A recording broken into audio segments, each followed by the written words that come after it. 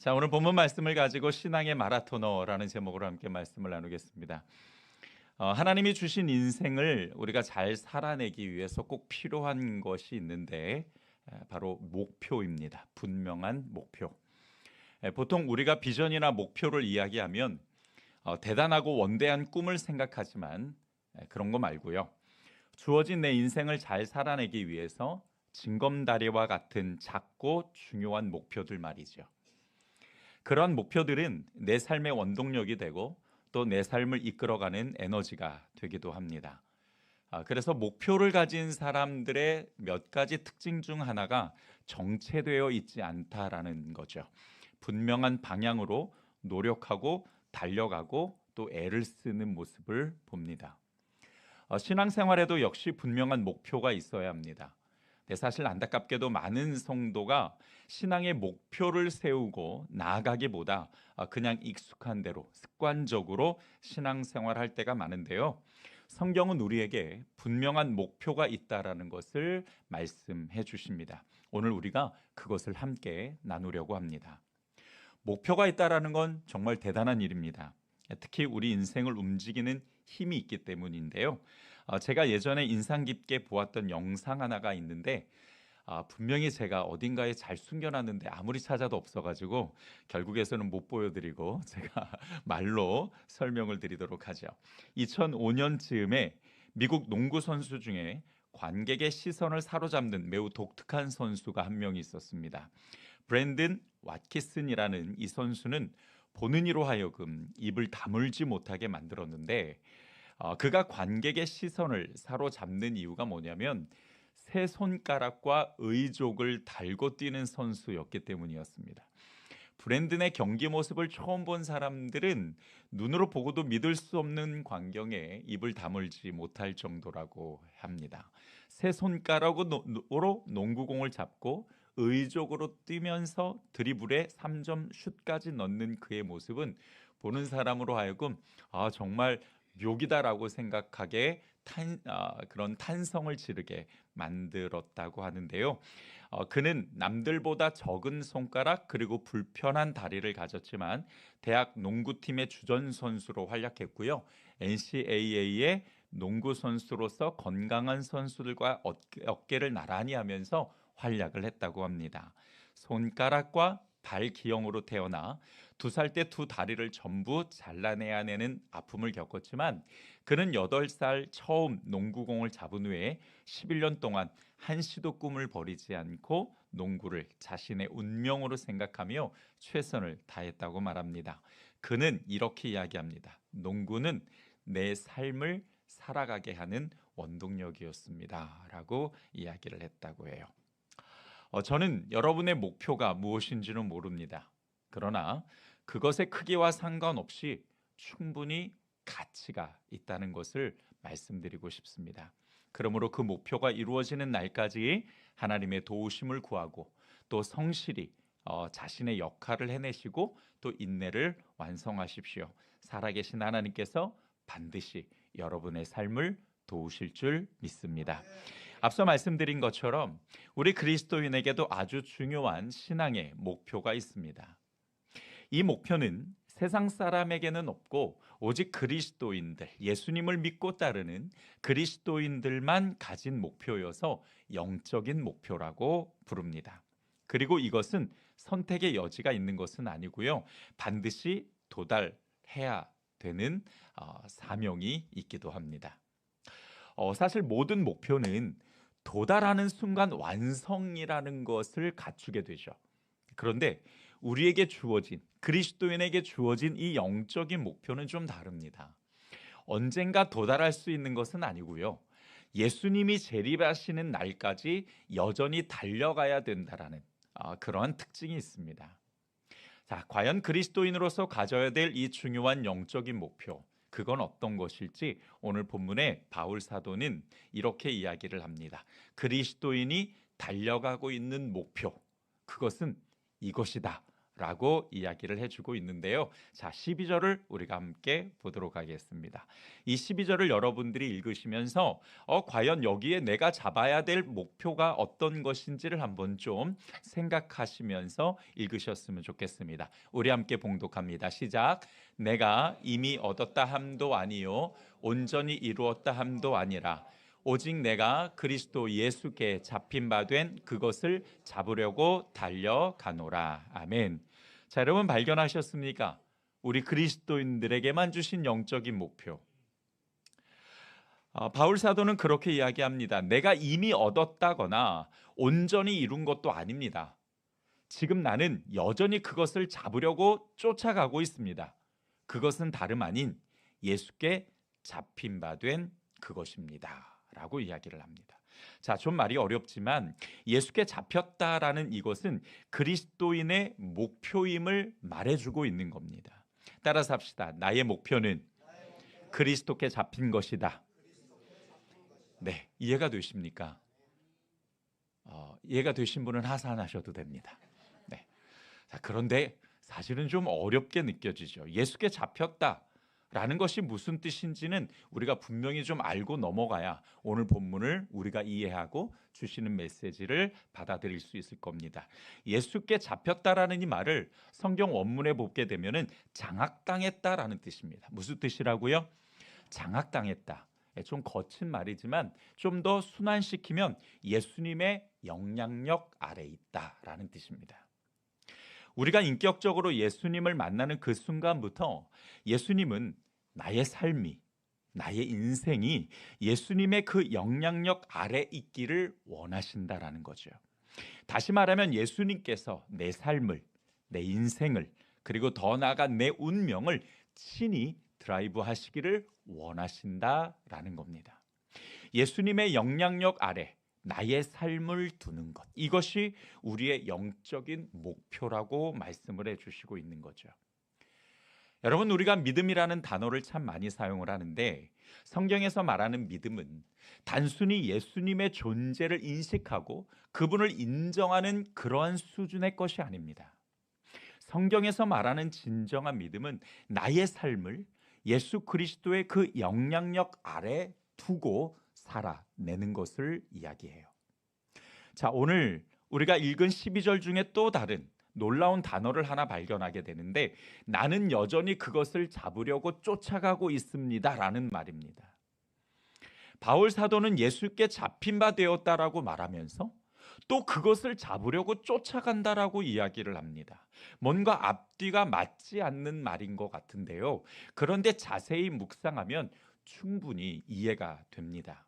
자, 다시 말하면 바울 사도는 자신의 삶이 이미 예수께 붙잡혀서 그의 영향력 아래 있지만 그러나 또한 그것을 유지하기 위해서 열심히 달려가는 신앙생활을 실천하고 있다라고 말하는 거예요. 더 미궁에 들어가는 것 같습니까? 네. 자, 좀 반복하더라도 분명한 이해를 해서 다시 한번 정리해 볼게요. 우리가 예수 그리스도를 믿음으로 그분의 영향력 아래 있었지만 그러나 우리가 그것을 유지하기 위해서는 애씀과 노력과 훈련이 필요하다라고 말씀하시는 거고 그게 바로 우리 그리스도인들의 목표다라고 말하고 있는 겁니다. 오늘 본문에서 쫓아간다 라고 말씀하시는 이 단어는 사실은 어느 때 쓰냐면 이 사냥꾼이 사냥감을 쫓는 데 쓰는 단어예요. 자, 여러분 사냥꾼의 역할이 뭡니까? 사냥꾼의 역할은 사냥감을 잡는 거예요. 그것을 하지 않으면 사냥꾼이 아니죠. 자, 여기서 사냥꾼이라는 이 단어로 이 의미로 오늘 본문을 표현한 것은 뭐냐면 너희가 사냥꾼처럼 뭐 그렇게 되라는 것이 아니라 사냥꾼에는 분명한 목표가 있다라는 거예요. 그러니까 우리 그리스도인들에게도 분명한 목표가 있다라는 것을 강조하는 것입니다. 우리에게 주어진 목표, 영적인 목표는 나의 삶을, 내 인생을 예수님의 그 영향력 아래에 두고 살아내는 거예요.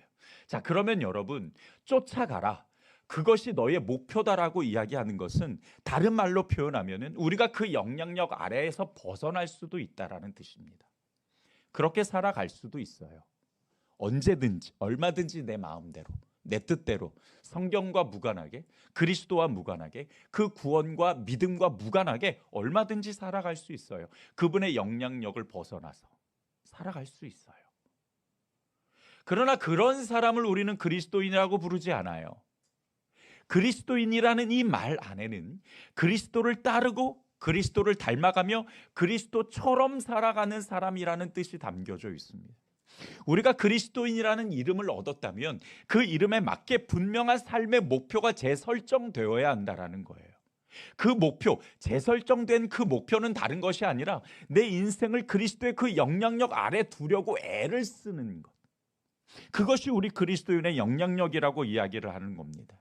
내 인생의 선택권과 방향과 소망을 예수님의 영향력 아래 두기 위해서 그 목표가 분명하게 세워져 있으니까 거기를 향해 달려가라는 겁니다. 절대로 멈추지 마라. 너희의 발을 멈추지 마라 라고 말씀하시는 겁니다. 그래서 바울 사도는 그리스도인의 이 인생을 마라토너로 비유했어요. 여러분, 만약에 그럴 일이 없겠지만 마라토너가 목표 없이 달린다면 어떻겠습니까? 다른 사람들은 다 왼쪽으로 가는데 자기는 목표가 어딘지 모르니까 오른쪽으로 가요. 가다가 굉장히 기분이 나빠. 그러면 뒤로 돌아가요. 뒤로 돌아가다가 좀 더 기분이 좋아. 그럼 나도 가야지. 앞으로 가요. 여러분, 마라토너가 꼬린 지점이 어딘지 모르고 가는 사람은 없어요. 우리 그리스도인의 인생과 신앙이 그렇다는 거예요. 분명한 목표가 있고 그 목표를 향해서 달려가라. 그래서 쫓아가라라는 단어를 쓴 겁니다. 그래서 우리의 그 신앙과 인생을 마라토너로 비유했어요. 목표가 있고 그 목표를 향해서 달려가야 되는 사람이기 때문입니다. 잡으려고 쫓아가노라. 이 단어가 바로 그런 뜻입니다. 여러분이 가지고 있어야 될 영적인 목표를 잃어버리지 마십시오. 그 영적인 목표를 상실해버리면 우리는 그 자리에서 멈출 수밖에 없습니다. 아니, 멈추는 게 아니라 앞서 말씀드렸듯이 영향력 아래에서 벗어나게 되는 거예요. 신앙이 멈추면 내 영이 기능을 상실해서 하나님을 감각할 수가 없죠. 그때부터는 하나님과 다른 삶을 살아갈 수밖에 없게 되는 겁니다. 그러면 어떤 결과가 나오냐고요?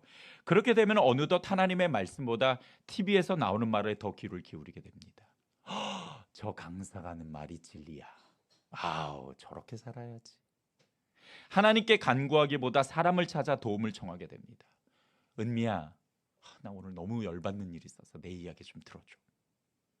은미가 누군지는 모릅니다. 하나님을 위해 헌신하기보다는 나를 위해서 살아가게 되죠. 하나님을 기쁘시게 하기보다는 내 인생의 만족과 그 소유를 위해서 살아가게 됩니다. 예수님의 영향력을 벗어나면 이런 모습과 이런 삶이 될 수밖에 없다고 이야기하는 거예요. 그리스도인의 정체성을 완전히 상실하게 버리고 그리스도인이 왜 그리스도인이어야 되는가에 대한 목표, 그것을 잃어버릴 수밖에 없는 겁니다. 여러분, 우리에게는 세상의 목표가 전부가 아니죠. 물론 그것도 굉장히 중요하지만 그거보다 더 중요한 것은 하나님께서 주신 목표, 내 예수님께서 영향력 아래 내 삶이 있기를 원하시는 바로 그것이 우리의 영적인 목표임을 말씀해 주시고 있습니다. 예수님께서 내 삶을 드라이브 하실 수 있도록 운전대를, 내 인생의 결정권을 맡겨드리는 것, 그것을 위해서 끊임없이 쫓아가는 것이 우리의 목표라고 말씀하세요. 그것을 위해 매일 유혹과 싸우고 나 자신을 버리고 말씀 앞에 스스로 억지로 굴복하고 우리가 살아가야 되는 이유이기도 합니다. 영적인 목표를 잃어버리지 마십시오. 만약 잠시 그 목표를 상실했다면 이제 오늘 그 목표를 세우고 바른 길로 달려가는 그 시도와 도전이 여러분에게 있기를 주님의 이름으로 축복합니다. 자, 오늘 말씀을 통해서 우리가 적용해야 될 부분이 몇 가지가 있습니다.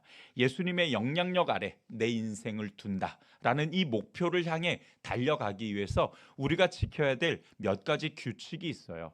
그런데 바울 사도는 이 규칙을 바로 마라토너로 비유를 했습니다. 그리고 우리가 이 몇 가지의 규칙을 함께 나누면서 삶의 적용점을 찾아볼 건데요. 여러분께서 이것을 꼭 듣고 실천하셔서 좋은 열매 맺는 예수님이 인정하시는 제자들이 되기를 주님의 이름으로 축복합니다. 첫 번째로 뒤를 바라보지 마세요. 따라서 합시다. 뒤를 바라보지 마라. 여러분, 마라토너가 자꾸만 뒤를 바라보면은 속도가 늦어지고 방향 감각을 잃어버린다고 해요.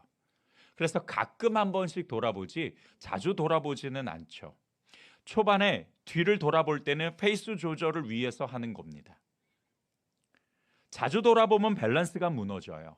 밸런스가 무너지면 페이스를 잃게 되고 결국에서는 달리기가 매우 어렵게 된다고 합니다. 예수님께서도 동일한 말씀을 하셨어요. 누가복음 6장 62절에 보면 손에 쟁기를 잡고 뒤를 돌아보는 자는 하나님의 나라에 합당치 아니하니라. 하나님의 나라에 합당치 아니하니라. 어떤 사람이요? 뒤를 돌아보는 사람. 요즘 새벽 예배 때 소돔과 고모라의 멸망에 대해서 함께 말씀을 나누고 있는데요. 이 롯의 처가 소돔과 고모라를 빠져나가다가 그 남겨둔 것에 너무 미련이 커서 뒤를 돌아보았죠. 그리고 소금 기둥이 되어버렸습니다. 어떤 사람이 뒤를 돌아보느냐? 미련을 가진 사람입니다. 어떤 것에? 세상 것에. 사실 그거는 우리가 주인이 아닌데, 우리는 그저 이 땅에서 나그네로 살아갈 뿐인데, 나의 세상 것의 뒤를 돌아보면 결국 그것이 나의 신앙과 인생의 페이스를 무너뜨릴 수밖에 없게 되는 겁니다. 여러분, 그 생각이 나네요. 운동장에서 줄을 그어 보셨습니까? 여러분, 군대에서는요, 미대생이 운동장에다 줄을 긋는다라는 거 잘 아시죠? 저는 줄을 그어본 적은 없습니다만은 제가 따로 우리 아이들과 놀면서 줄을 그어본 적이 있어요. 줄을 그을 때요, 어떻게 그었냐면 바닥을 바라보면서 내가 어디쯤 가고 있는지 바닥을 바라보면서 줄을 긋잖아요. 그럼 어떻게 되는지 아십니까? 삐뚤빼뚤해져요. 그리고 바닥을 바라보지 않고 내가 가야 될 그 앞을 보고 그냥 똑바로 가면은요, 줄이 쫙 예쁘게 그려지더라고요. 그 법칙과 그 진리와 그 논리는 우리의 인생에도 똑같이 적용된다라는 거예요. 그래서 오늘 본문 13절을 보면 형제들아, 나는 아직 내가 잡은 줄로 여기지 아니하고 오직 한 이, 즉 뒤에 있는 것은 잊어버린다라고 이야기를 합니다. 우리는 아직 달려갈 길이 많이 남아 있어요. 앞서 말씀드린 것처럼 이 목표는 우리가 살아가는 동안 도달할 수 없고 완성할 수 없기 때문에 예수님이 재림하시는 날까지 그저 묵묵히 달려가야 되는 목표거든요. 그러므로 지나간 것에, 뒤의 것에 집착하지 말고 앞을 바라보면서 밸런스가 무너지지 않도록 우리가 페이스를 조절해 가면서 달려갈 수 있어야 됩니다. 이게 무슨 뜻이냐면은 앞만 바라본다라는 것은요, 지향적인 자세를 이야기해요. 즉 우리가 목표를 바라보고 그 목표를 얻기 위해서 뭔가 노력하고 도전하는 것이 있어야 된다라는 거죠. 만약에 그렇게 하지 않으면 어떤 일이 벌어지는지, 과거 지향적인 사람이 되고 맙니다.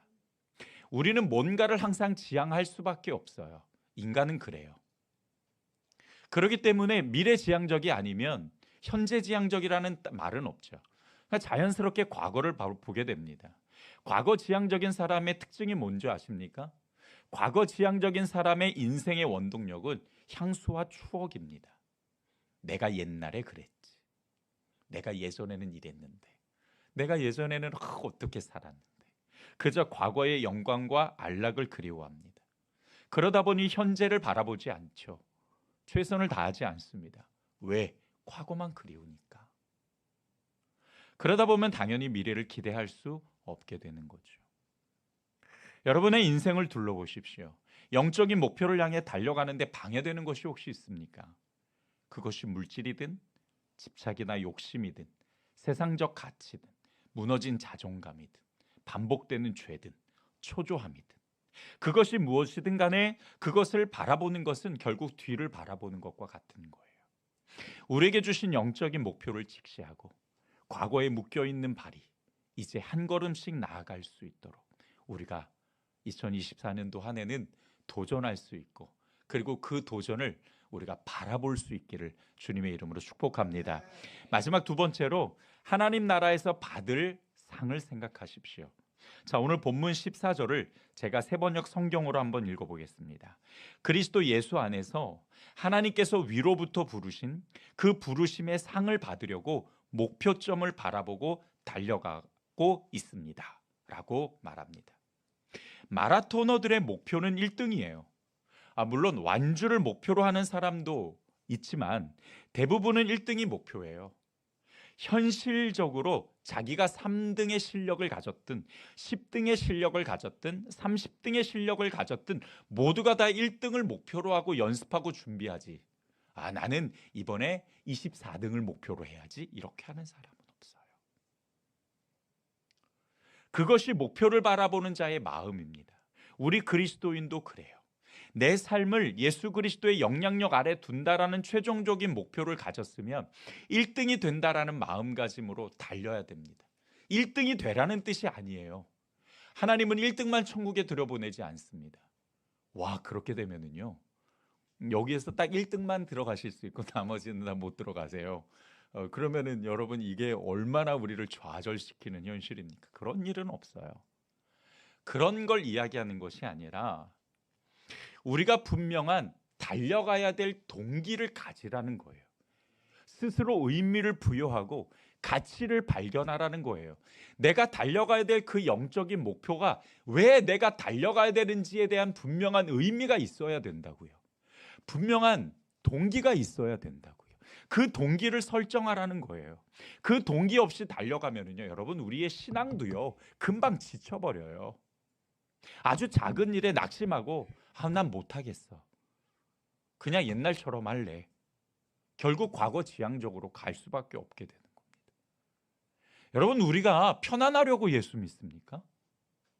육신이 어떻게든 간에 성공적인 그 경험을 갖고자 예수 믿습니까?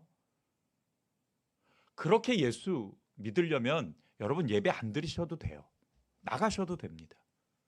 혹시 나가실 분 있으면 문 잠가 주세요. 나가시면 안 됩니다. 네. 그러지 말라고 말씀드리는 거예요. 우리 그러자고 예수 믿는 거 아니에요. 세상에서 성공하려고 예수 믿는 거 아닙니다. 제가 예전에도 그런 말씀을 드렸어요. 성경에서 말씀하시는 영광이라는 단어요, 우리 그런 말 자주 사용하죠. 하나님께 영광 돌려드리려고 살아갑니다. 맞아요. 그런데 그 영광이라는 단어가 원문에 무슨 뜻이냐면요, 무겁다라는 뜻이 있습니다. 근데 성경에는 이 영광을 두 개로 표현해요. 하나는 하나님께서 우리의 삶에 베푸신 은혜에 대한 반응적으로 영광을 표현하기도 하고, 그리고 또 하나는 그 인생의 무게를 담은 고난에 대해서 영광이라고 표현하기도 합니다. 그래서 예수님이 지신 그 십자가, 성경은 그 십자가가 영광이니라라고 이야기를 하죠. 여러분, 우리의 인생은 빛나기 위해서 살아가는 게 아닙니다. 자주 그런 얘기를 들어요. 하나님, 내가 잘 돼야 돼요. 왜? 내가 잘 되고 부자가 돼야 내 근처에 있는 지인들이 나를 보고 예수 믿거든요. 죄송합니다. 틀린 말입니다. 그렇게 해서 예수 믿는 사람 없어요. 그런데 반대로, 너는 예수 믿는데 왜 이렇게 어렵니? 맞아, 되게 어려워. 그런데 내가 예수 믿으면서 내 이 고난을 내가 다시 해석하게 되더라. 내가 여기서 참 많이 배웠어. 내가 이 고난을 통해서 정말 많이 성숙하고 내 인생을 다시 설정했어. 내가 그게 얼마나 감사한지 몰라. 그래서 내 얼굴 봐봐. 이렇게 큰 고난이 있는데 내 얼굴 여전히 밝잖아. 왜 그런 줄 알아? 내가 예수 믿기 때문이야. 하나님은 그렇게 영광 받으시기를 원하시는 거예요. 하나님, 내가 더 전도해야 되니까 부자 되게 해달라고요? 이제 기도 바꾸세요. 그러라고 여러분에게 하나님께서 은혜 베푸시는 것 아닙니다. 하나님의 진짜 은혜는 이 세상을 살아내는데 그 고난을, 그 역경을 내가 밟고 일어서는데 그 은혜가 필요한 거지. 더 많은 돈을 얻기 위해서 하나님의 은혜가 필요한 것이 아니에요. 물론 더 많은 것 주시면 감사하죠. 감사로 받죠. 그런데 그게 목표가 되어서는 안 된다라는 거. 우리에게 있어서 그 인생의 목표도 마찬가지고요. 그리스도인의 목표도 마찬가지입니다. 우리에게 있어서 최종적인 목표는 예수 그리스도를 닮아가는 거고, 그리고 구원의 완성인 줄 믿습니다. 우리가 왜 그렇게 애를 쓰면서 달려가야 되냐? 그리스도인의 그 삶의 목표가 예수님의 그 영향력 아래 살아가면서 결국에서는 구원이라는 완성점에 도달해야, 그래야 하나님의 그 생명의 면류관이 우리 가운데 있기 때문입니다. 그걸 받으려고 그렇게 애를 쓰며 오늘도 우리가 살아내는 것 아니겠습니까? 버겁고 힘든 인생을 살아가더라도 구원의 완성이라는 분명한 꼬린 지점이 있기에 우리는 무거운 다리를 들고 다시 걸어가는 것입니다. 우리 그리스도인이 추구해야 될 것이 무엇입니까? 여러분, 우리의 가치가 어디에 있습니까? 우리의 추구해야 될 가치는 바로 영적인 것에 있습니다. 영생을 위해 선한 싸움을 하는 것입니다. 이 세상의 것을 얻기 위해 싸우는 것이 아니죠. 그러므로 우리는 더욱 영적인 것에 가치를 두는 바로 그 영적 가치관을 가지고, 그리고 우리가 받을 상, 바로 그 면류관을 목표로 우리는 오늘도 달려가야 될 줄 믿습니다. 우리는 이미 구원을 완성한 사람들이 아닙니다. 구원의 완성을 향해 달려가는 것이죠. 내 삶을 예수님의 영향력 아래 둔다라는 그 목표 아래 믿음의 선한 싸움을 싸우는 마라토너들입니다. 멈추지 마십시오. 뒤를 돌아보거나 적당히 뛰고 있다는 것에 만족하지 마시고 1등이라는 그 목표를 가지고 최선을 다하십시오. 우리가 뛰어야 될 영적인 목표가 있다는 것을 잊지 마시고 영적인 가치를 세우고 그것을 바라보고 때로는 과감한 결단을 내리며 걷고 뛰십시오. 오늘 본문 16절 제가 세번역 성경으로 읽고 마치겠습니다. 어찌했든지 우리가 어느 단계에 이르렀든지 같은 길로 계속 나아갑시다. 기도하겠습니다.